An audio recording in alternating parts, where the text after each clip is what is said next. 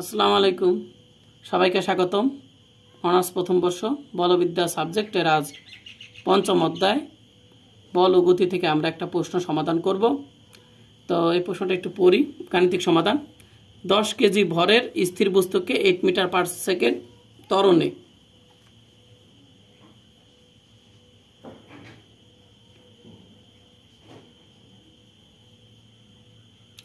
এত ত্বরণে গতিশীল করতে কত বল প্রয়োগ করতে হবে। এখানে ত্বরণ, তো এখানে 2 হবে। এত ত্বরণে গতিশীল করতে কত বল প্রয়োগ করতে হবে। রাস্তার ঘর্ষণ বল হলো 1 নিউটন পার কেজি। তো এটা বোঝার জন্য আমাদের কি করতে হবে, আমাদের একটা বস্তু চিন্তা করতে হবে। একটা বস্তু, আমার এটা বস্তু, ঠিক আছে, আর বস্তুটা একটা তলের উপরে আছে, একটা তলের উপরে আছে, এই তলের উপরে আছে। এই বস্তুকে আমরা যে বলটা প্রয়োগ করি এটার নাম হলো প্রযুক্ত বল F1। এটা হলো কি বল? প্রযুক্ত বল। এটাকে বলা হয় প্রযুক্ত বল। এটা আমরা কোথায় প্রয়োগ করলাম? এইদিকে প্রয়োগ করলাম। কিন্তু এই বস্তু আর হলো এই যে তলটা মানে কি? রাস্তার তল চিন্তা করেন, রাস্তার তল চিন্তা করেন। তাহলে এখানে একটা ঘর্ষণ সৃষ্টি হবে। তাহলে এই ঘর্ষণের কারণে এই বস্তুটা সামনে যেতে বাধা সম্মুখীন হবে। তাহলে এখানে একটা কি, এই তলে একটা ঘর্ষণ বল কাজ করবে। কি বল? ঘর্ষণ বল কাজ করবে, ঘর্ষণ বল। এটাকে আমরা কি দ্বারা প্রকাশ করি? FK দ্বারা প্রকাশ করি। এবং এই বলটা কি করবে?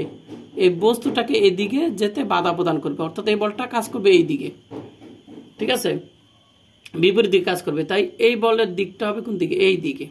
কথা বুঝতে পারছেন? এখন তাহলে এই বস্তুটা বল প্রযুক্ত করতেছে F1, আর আমরা এইখানে স্পর্শ তলে ঘর্ষণ বল পাইলাম কত? FK।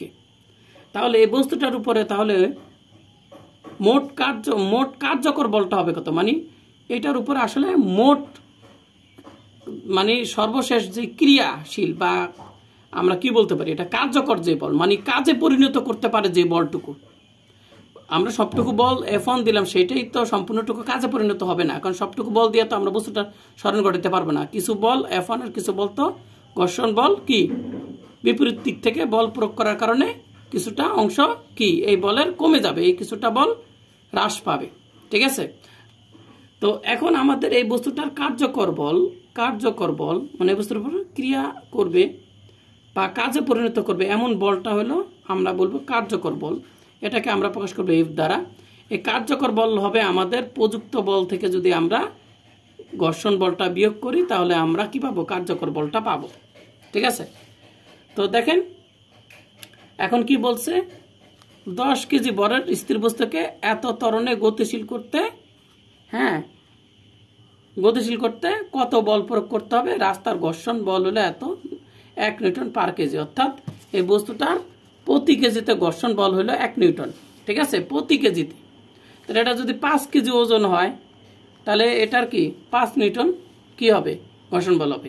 এটা বোঝাচ্ছে, কথা বুঝতে পারছেন? এটার ভর, এর পার কেজি মানে কি? প্রতি কেজিতে ঘর্ষণ বল হলো 1 নিউটন, ঠিক আছে। তাহলে এই বস্তুটার ভর যত কেজি হবে, ঘর্ষণ বল হবে তত নিউটন। তো আমরা জানি কি কার্যকর বল, আমাদের পরীক্ষার চাইছে কি কত বল প্রয়োগ করতে হবে, কত বল প্রয়োগ করতে হবে। তাহলে যেই বলটা আমরা প্রয়োগ করি সেটাকে আমরা কি বলি? প্রযুক্ত বল বলি। সেটাকে আমরা কি বল বলি? প্রযুক্ত বল বলি, ঠিক আছে। তাহলে আমরা জানি কি কার্যকর বল হলো প্রযুক্ত বল বিয়োগ হলো ঘর্ষণ বল। আর কার্যকর বলটাকে আমরা F দ্বারা, প্রযুক্ত বল F1, আর ঘর্ষণ বলকে আমরা FK দ্বারা প্রকাশ করি, FK, ঠিক আছে। কোথাও এটা ছোট হাতের F ও দেয়, তা আমরা এখানে ছোট হাতের F দিই, যেহেতু ঘর্ষণ বলটার পরিমাণটা কম, তাই ছোট হাতের F দিই, FK। এখন আমাদের বের করতে হবে কতটুকু বল প্রয়োগ করতে হবে। যেই বলটা আমরা প্রয়োগ করি সেটাকে বলে প্রযুক্ত বল। তাহলে F1 এর মানটা বের করতে হবে, ঠিক আছে। তাহলে আমরা এখন F1টা যদি বার করি, তাহলে আমরা এইটাকে কি করতে হবে? এই সাইডে নিয়ে যেতে হবে। তাহলে তাহলে আমার F1 এর মান বের করবো, তাই আমি সাইডটা কি করলাম? চেঞ্জ করলাম। এইটাকে আমি এখানে আনলাম, এটাকে এখানে আনলাম। এখন F1 সমান কি? FKটা এখানে নিয়ে আসলাম। তাহলে আমার দেখা যাচ্ছে যে কি লাগে, আমার এইটা হলো কি বলছিল, কার্যকর বল আর হলো কি ঘর্ষণ বল। ঠিক আছে, তো ঘর্ষণ বলটা আমার কত, ঘর্ষণ বলটা বলছে কত 1 নিউটন পার কেজি, প্রতি কেজিতে 1 নিউটন। তো ঘর্ষণ বল হবে কত, এটার ভর কত, বস্তুটার ভর কত, বস্তুটার ভর আছে কত 10 কেজি, কত কেজি আছে 10 কেজি আছে, 10 কেজি। তাহলে 10 কেজি যদি থাকে তাহলে 1 নিউটন বল হলো 1 কেজিতে, পার কেজিতে 1 নিউটন। তো ঘর্ষণ বলটা হবে 10 কেজিতে কত 1 গুণ 10 নিউটন হবে। 1 গুণ 10 হয়েছে কেন, প্রতি কেজিতে 1 নিউটন। তো 10 কেজি ওজনে হবে 1 গুণ 10 10 নিউটন হবে। আপনি চাইলে ডাইরেক্ট লিখতে পারেন। এরপর আসে কার্যকর বল, কি বল, কার্যকর বল। এখন কার্যকর বলটা হবে কি, নিউটনের দ্বিতীয় সূত্র F = m এর থেকে ভর গুণ ত্বরণ, গুণ দিলাম 80 নিউটন।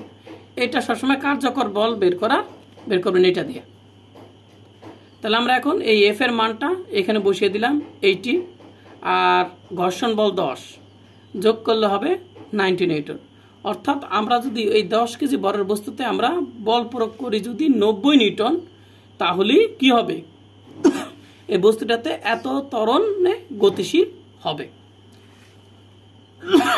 ক্লাসটি আপনাদের কেমন লাগলো তা অবশ্যই কমেন্ট করে জানাবেন। পরবর্তী ক্লাস পাওয়ার জন্য চ্যানেলটি সাবস্ক্রাইব করে পাশে থাকবেন। আসসালামু আলাইকুম।